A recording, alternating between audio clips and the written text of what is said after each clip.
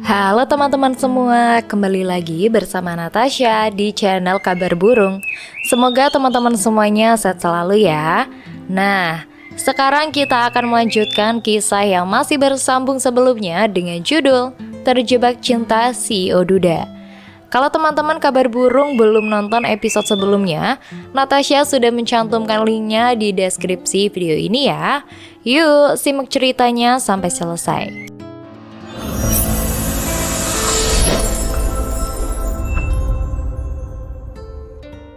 Suari membuka matanya yang masih sayup. Dia segera mencari jam dinding.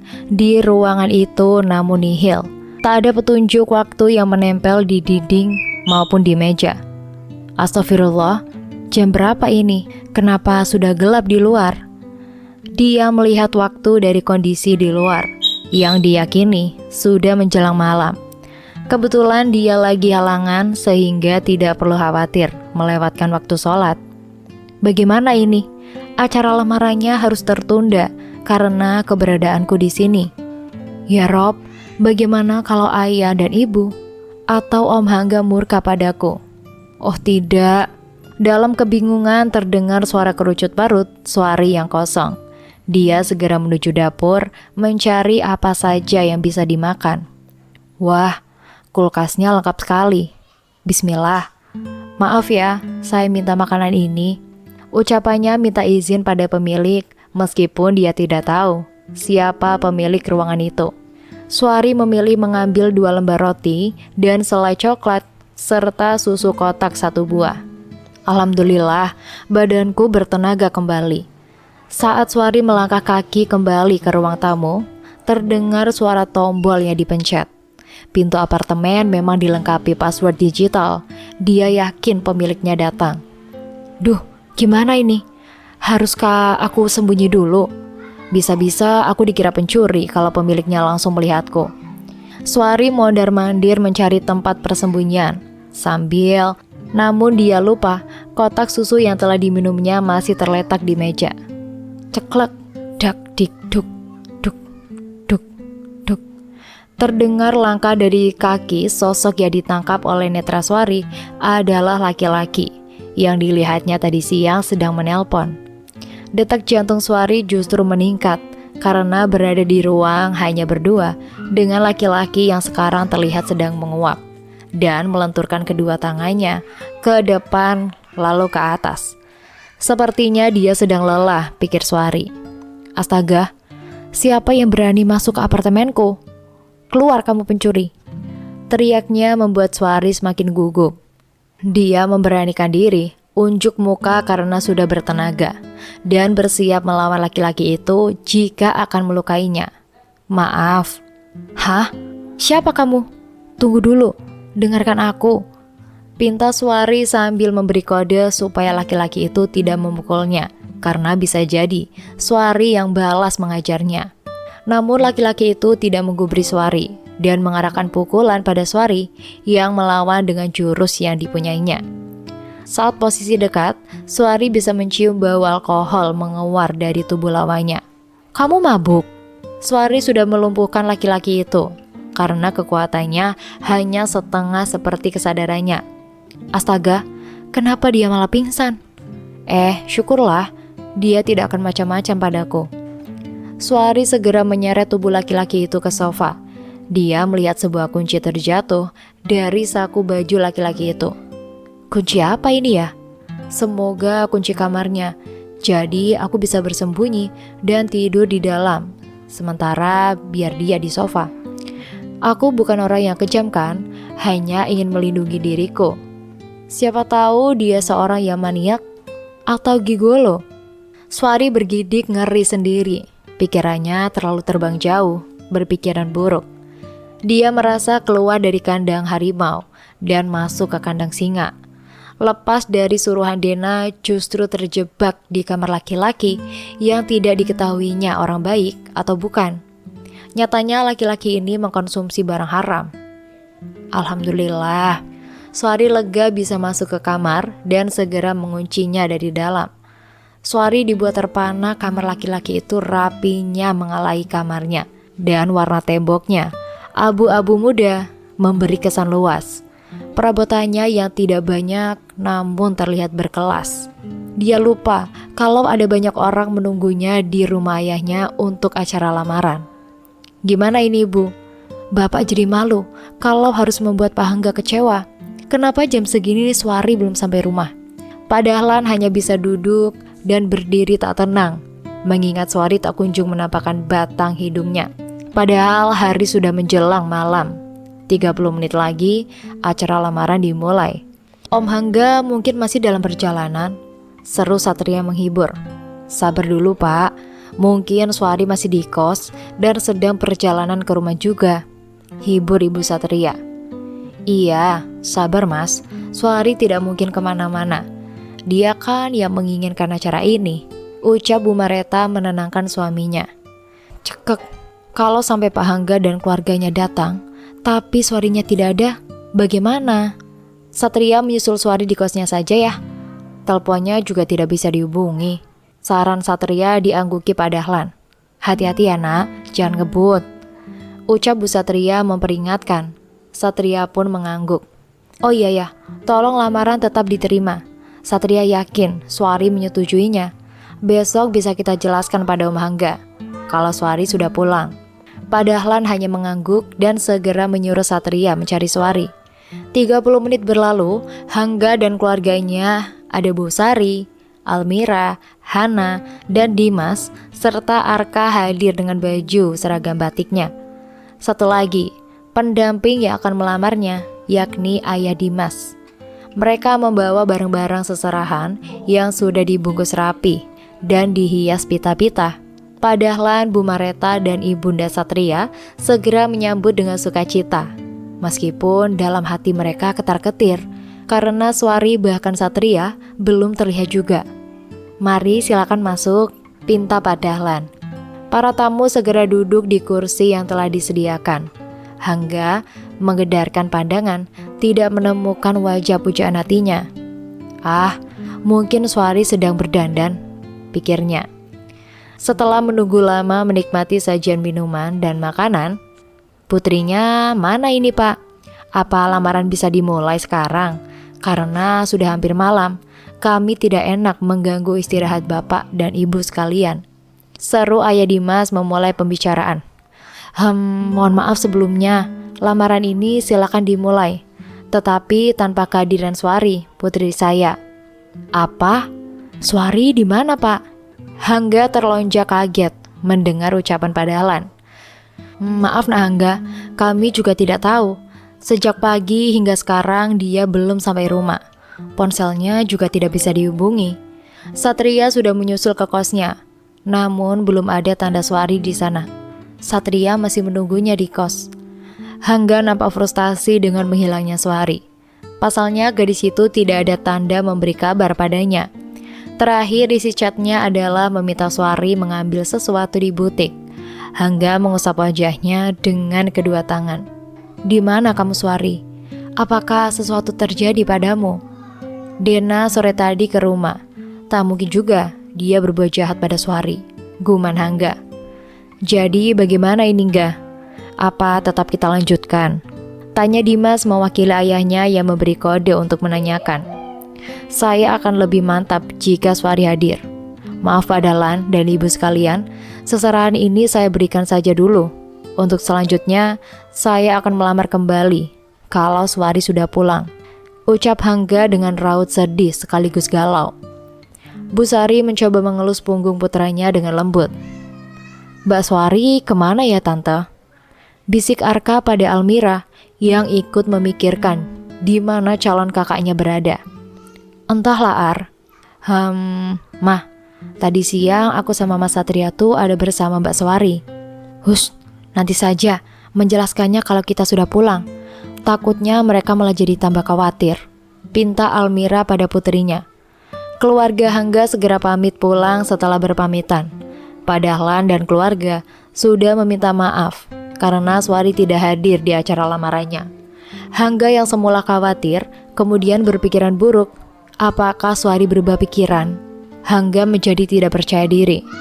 Apa Suari mulai menyadari kalau dia akan dilamar laki-laki yang jauh lebih tua dan Suari mulai menyukai laki-laki yang lebih muda.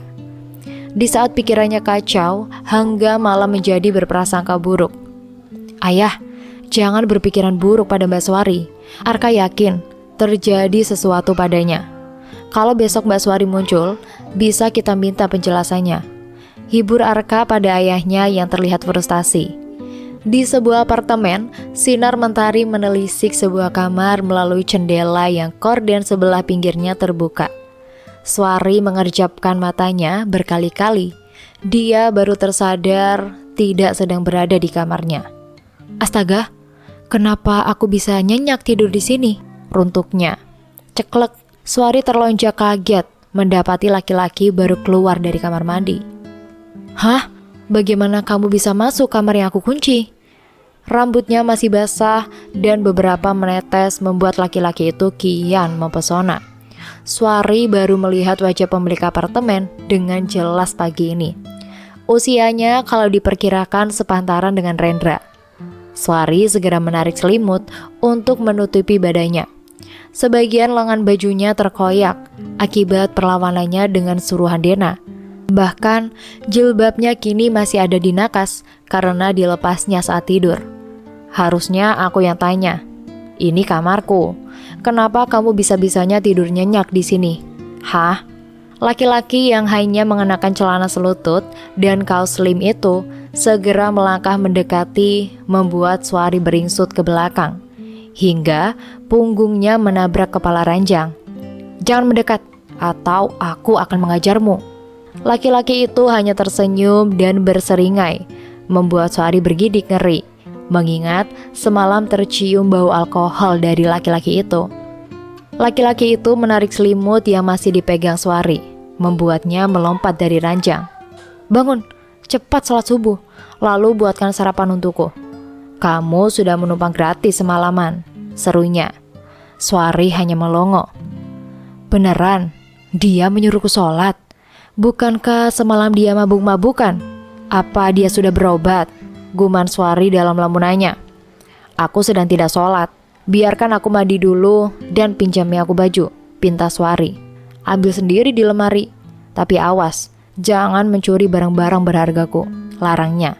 Cih, memangnya tampangku seperti pencuri? Hah? Laki-laki itu hanya mengedihkan bahu, lalu beranjak meninggalkan Suari yang terpaku. Tak ingin berlama-lama, Suari segera mengambil satu kemeja lengan panjang yang dirasa pantas untuk dipakainya.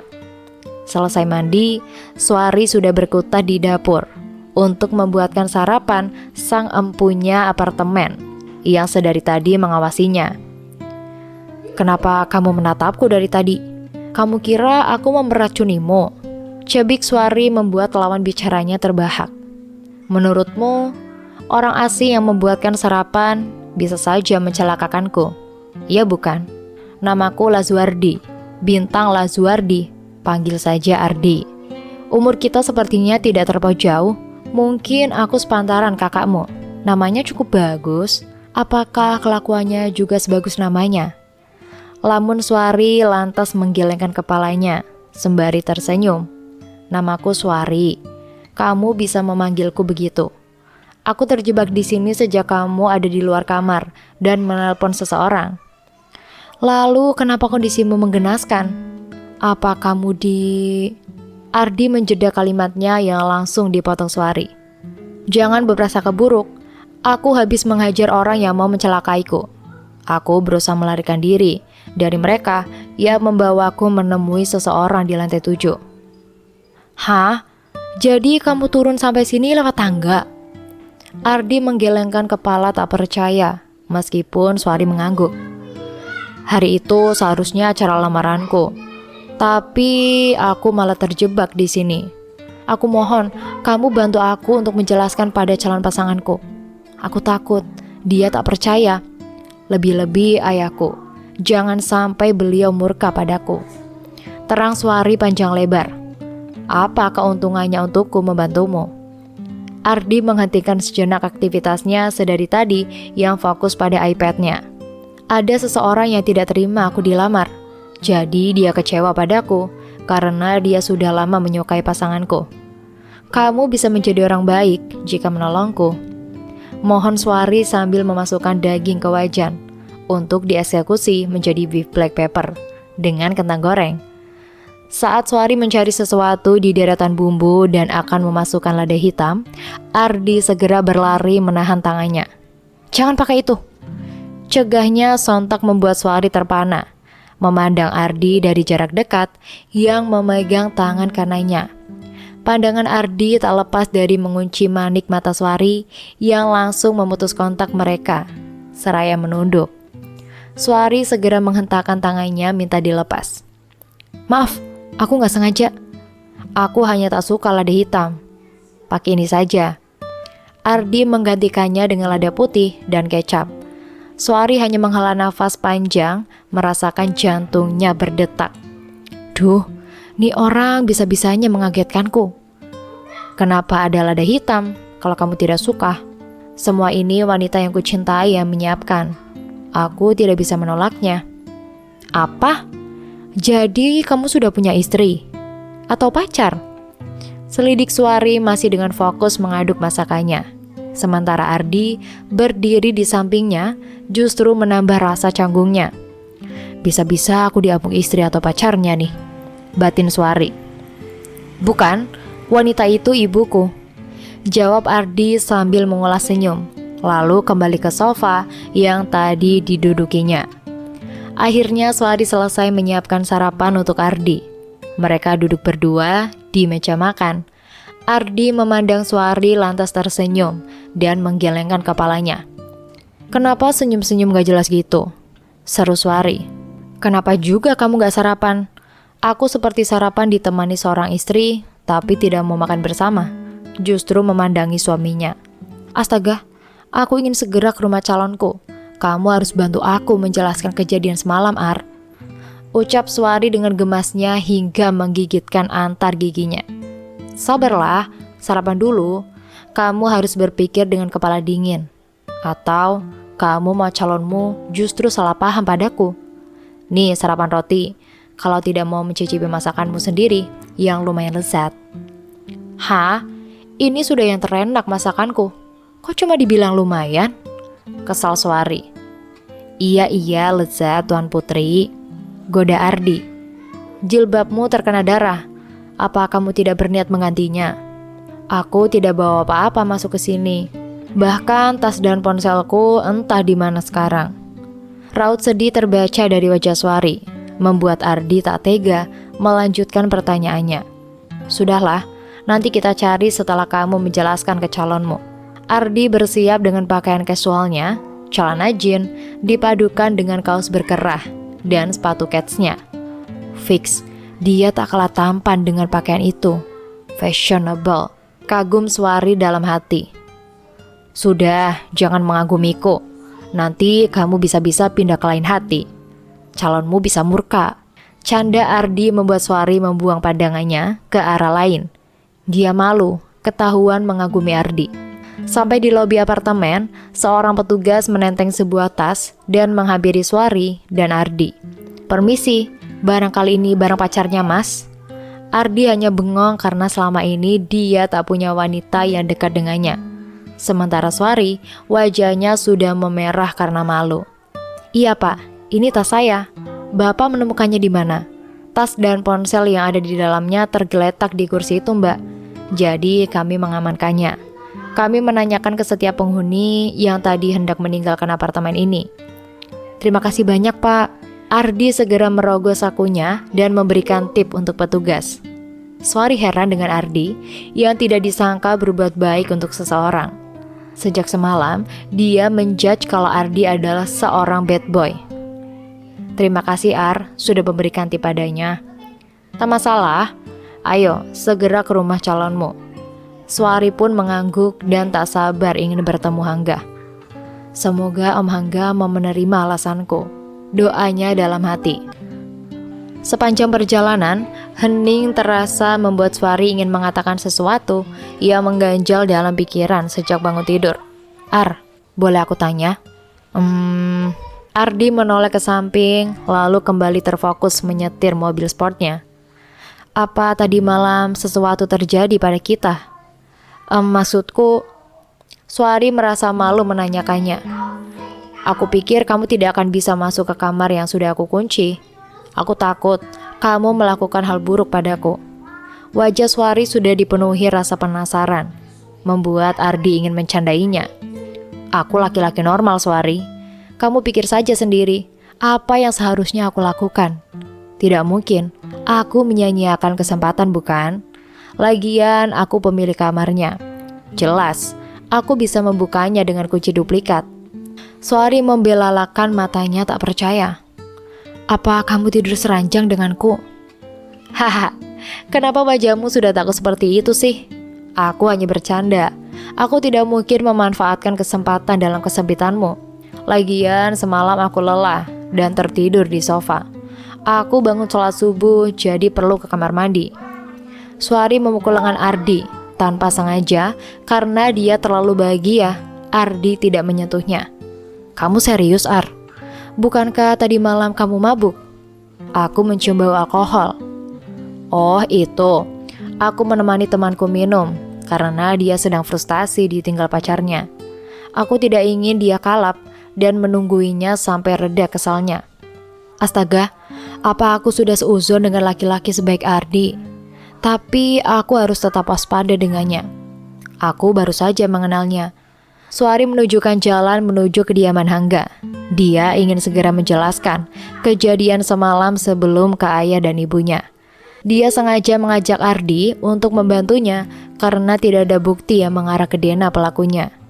Sampai di pelataran rumah Hangga yang sudah dibukakan pagarnya oleh Pak Agung, Suari segera turun dari mobil mengajak Ardi. Assalamualaikum Pak Agung, Om Hangga ada? Waalaikumsalam Mbak Suari, Pak Hangga ada di dalam. Beliau berangkat kantor siang kayaknya. Suari melangkahkan kaki menuju pintu masuk, dengan Ardi mengekor di belakangnya. Ada tamu Pak, seru Bimarni. Siapa Bi? Hangga masih mengenakan pakaian rumahan, segera keluar menyambut tamu. Namun matanya terbelalak mendapati Suari tiba-tiba ke rumahnya. Lebih kagetnya lagi, Suari diantar seorang laki-laki muda yang berparas rupawan dan pakaian yang dipakai Suari tampak seperti kemeja laki-laki. Semangatnya untuk mendapatkan cinta Suari menjadi surut, tak kalah melihat kedua anak muda dalam pandangannya itu. Kedua tangannya pun terkepal. Mau apa kamu kesini? Hah? Suari terlonjak kaget dengan ucapan kasar Hangga padanya. Dia tak menyangka Hangga akan marah padanya sebelum dia menjelaskan duduk perkaranya. Mau apa kamu kesini? Hah? Om Hangga, maafkan aku. Aku bisa jelaskan kejadian tadi malam. Suari, aku tidak menyangka kamu berbuat ini padaku. Kemana saja kamu kemarin? Dan ini apa lagi? Kamu pakai pakaian siapa? Tidak bisa dipercaya. Cecar Hangga diliputi kemarahan membuat nyali Suari menciut. Semangat membara Suari ingin menceritakan semuanya pada Hangga, entah menguap begitu saja. Sementara Ardi yang tidak tahu duduk perkara memilih diam karena merasa belum waktunya diminta angkat bicara. Om, kemarin aku di apartemen Tante Dena. Lalu aku terjebak di apartemennya. Terang Suari meyakinkan argumennya sembari menunjuk Ardi untuk membantunya. Begini mas, saya akan jelaskan dulu. Hangga semakin kalap dan tidak bisa berpikir dingin mendengar Suari membohonginya. Dia memotong penjelasan Ardi tanpa mau mendengar sampai selesai. Jelas sudah kamu berbohong Suari. Kamu mungkin bersenang-senang dengan laki-laki ini. Kamu juga menuduh Dena untuk menutupi aibmu. Kemarin Dena datang ke sini. Kenapa kamu bilang ada bersamanya? Hah? Pergilah dari sini sebelum aku bertindak lebih kasar. Sana, bersenang-senanglah dengan laki-laki pilihanmu. Suari sudah tidak tahan dengan kata-kata Hangga dan cairan bening pun mengumpul di pelupuk mata. Setelah Hangga beranjak masuk ke dalam rumah dan membuat Suari terpaku, lalu isak tangisan pun terpecah. Dadanya terasa sesak. Ini lebih sakit dari yang aku bayangkan.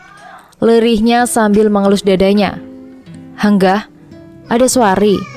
Kenapa kamu tidak bicarakan baik-baik? Tanya Bu Sari dengan lemah lembut karena tahu putranya sedang emosi dan hatinya tidak baik-baik saja. Aku capek Bu, biarkan aku sendiri dulu. Hangga menaiki tangga menuju kamarnya, sedangkan Bu Sari keluar menemui Swari yang datang bersama laki-laki asing baginya. Nak Swari, sapa Bu Sari masih dengan suara lembut. Ibu, maafkan saya, Om Hangga sudah kecewa. Saya bermaksud menjelaskan dan mengajaknya membantu saya, tapi ucap Swari menggantung sembari menuju ke Ardi. Tenanglah nak, Hangga sedang emosi. Kalian bisa balik lagi besok. Biarkan dia menenangkan diri dulu, pinta Bu Sari. Baiklah Bu, saya pamit dulu. Hati-hati di jalan. Swari salam takzim lalu bersama Ardi masuk mobil meninggalkan kediaman Hangga. Hangga menyaksikan keduanya dari jendela kamar atas. Tangannya mengepal sempurna. Dia tidak terima atas kebohongan yang dibuat Swari tanpa mau mendengar penjelasan terlebih dahulu. Pikirannya sedang kacau karena diliputi kekhawatiran kalau Swari bisa saja berpaling darinya. Benar saja, pemikiran itu dibuktikan dengan datangnya Swari bersama laki-laki tampan yang jauh lebih muda darinya. Sepanjang perjalanan, Swari tak henti-hentinya menangis. Dia menyadarkan tubuhnya di pintu mobil sambil menatap ke arah luar. Ardi hanya sesekali melihatnya dan turut emosi atas apa yang dilakukan calon Swari. Sekarang kamu mau kemana? Aku antar, tapi jangan berbuat aneh-aneh. Terserah. Astaga, kenapa nasibku begini? Semalam menemani orang frustasi karena ditinggal pacar. Sekarang aku harus menemani orang yang gagal dilamar. Protes Ardi dengan suara bercanda untuk menghibur Swari. Kalau tidak mau mengantarku, turunkan saja aku di sini, perintah Swari. Aku bukan tipe orang yang suka menelantarkan perempuan. Sudahlah, daripada nggak jelas, ikut aku aja. Ardi memutar balik arah mobilnya menuju rumah orang tuanya. Dia tak mungkin membawa kembali Swari ke apartemennya dan hanya berdua saja di sana. Ardi tidak mau sesuatu terjadi karena dia laki-laki yang normal. Deru mobil memasuki sebuah pelataran rumah besar membuat Swari heran. Kenapa Ardi mengajaknya ke rumah itu? Ini rumah siapa? Masuk aja. Kamu bilang tadi terserah aku kan? Ya udah, aku ajak ke sini aja. Assalamualaikum, Ma. Sapa Ardi pada ibundanya yang menganjitkan dahi melihat kedatangan putranya membawa gadis. Pasalnya, baru pertama kali Ardi membawa teman perempuan ke rumah. Waalaikumsalam. Apa dia pacar Ardi? Astaga, anak ini keterlaluan. Merusak anak gadis orang. Kenapa kemejanya bisa dipakai gadis ini? Wanita parubaya yang berparas masih cantik, di usianya itu hanya mampu mengelus dada. Kamu kenapa jadi begini, nak? Papamu pasti marah besar. Kamu sudah membawa kabur anak gadis orang, ucap mamanya dengan wajah sendu. Swari tergelak mendengarnya. Apa Ardi memang dianggap bad boy oleh orang tuanya? Dia jadi merasa tidak enak karena memicu kesalahpahaman. Maaf Bu, saya... Ucap Swari menggantung, segera ditimpali Ardi. Namanya Swari, Ma. Dia kelaparan, tolong izinkan dia sarapan. Aku mau tidur di kamar sejenak. Badanku pegal-pegal semua. Ucap Ardi sambil berlalu meninggalkan mamanya dan Swari. Apa kamu pacar Ardi? Maafkan saya, Tante. Saya bukan pacar Ardi. Kalau iya juga tidak apa-apa. Siapa tahu dia bisa berubah kalau punya teman dekat perempuan. Astaga, gimana ini? Ardi orang baik, Tante. Dia telah menolong saya dari kejaran orang yang ingin mencelakai saya, terang Swari. Benarkah Ardi sebaik itu? Biasanya dia selalu membantah ayahnya, pergi ke klub malam bersama teman-temannya, dan jarang pulang karena lebih suka di apartemen. Mama Ardi mencurahkan isi hatinya membuat Swari terenyuh dengan kehidupan Ardi yang tidak jauh beda dengan dirinya dulu. Berapa lama kamu mengenal Ardi? Baru semalam, Tante. Apa kalian berdua menginap di apartemen? Iya, Tante. Ucap spontan Swari tanpa berpikir panjang. Astagfirullah, Tante jangan berpikiran ya, tidak. Kami di apartemen, tapi saya tidur di kamar, sedangkan Ardi tidur di sofa. Terang Swari dengan gugup merutuki ucapannya semula tanpa pikir panjang. Mama Ardi hanya mengolah senyum, membuat Swari salah tingkah. "Mah, Mas Ardi pulang?" Suara anak muda seusia Arka tiba-tiba mengalihkan perhatian Swari dan Mama Ardi. "Iya, ada di kamar. Tumben kamu pulang cepat. Gak ada pelajaran, Mah. Aku mau diajarin buat tes masuk minggu depan." Ini siapa, Mah?" Tanya anak muda yang berseragam putih abu-abu sembari menunjuk Swari. "Temannya Mas Ardi," jawab mamanya sambil menyiapkan sup iga di mangkuk. Swari lalu membantu menaruhnya di meja makan. Wah, Mas Ardi sudah bawain calon menantu nih yang rajin rupanya. Canda anak muda yang diketahui Swari bernama Raihan setelah dikenalkan oleh mamanya. "Hus, sudah sana, panggil Mas Ardi, sekalian diajak makan kesukaannya."